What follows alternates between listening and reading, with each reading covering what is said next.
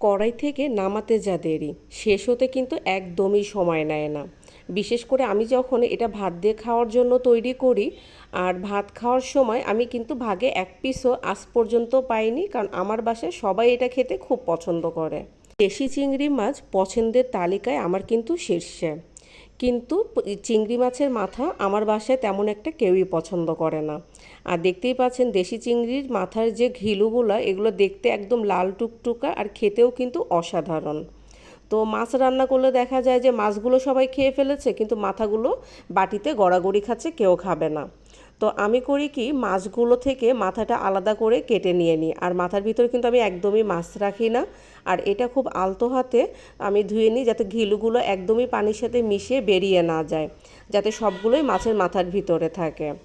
আর এটার জন্য আমার একটা ব্যাটার লাগবে। আর সেজন্য প্রথমে আমি একটি বাটিতে 2 চামচ বেসন আর 1.5 চামচ চালের গুঁড়া, আর দিয়ে দিয়েছি পরিমাণ মতো হলুদ লবণ, আর দিয়ে দিয়েছি লাল সবুজ কাঁচামরিচের কুচি, দিয়ে দিলাম বড় সাইজের 3টি পেঁয়াজ কুচি, দিয়ে দিলাম সামান্য পরিমাণে আদা রসুনের পেস্ট, খুবই সামান্য জিরা গুঁড়া, 1 চা চামচ পরিমাণ লাল মরিচের গুঁড়া, সামান্য জিরা বাটা, আর দিয়ে দিয়েছি ফ্রোজেন করা 3 চামচ ধনেপাতা কুচি।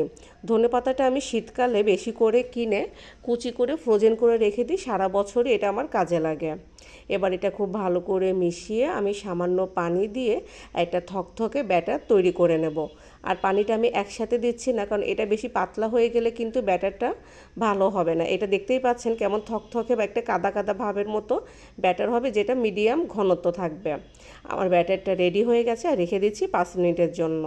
অন্যদিকে ফ্রাই প্যানে হালকা তেল দিয়ে আমি এটা গরম করতে দিয়ে দিয়েছি। আর ব্যাটারের ভিতরে চিংড়ি মাছের মাথাগুলো খুব ভালোভাবে ডুবিয়ে আমি এপাশ ওপাশ খুব ভালো করে মাখিয়ে তেলে দিয়ে দিচ্ছি। আর অবশ্যই মনে রাখতে হবে ব্যাটারটা ঘন, আর এটা কিন্তু একটা মোটা প্রলেপ তৈরি করতে হবে চিংড়ি মাছের মাথার সাথে, নাহলে কিন্তু খাওয়ার সময় আপনি মজাটা ঠিকমতো পাবেন না। এটা যতটা পুরু হবে খেতে ঠিক ততটাই মজা হবে।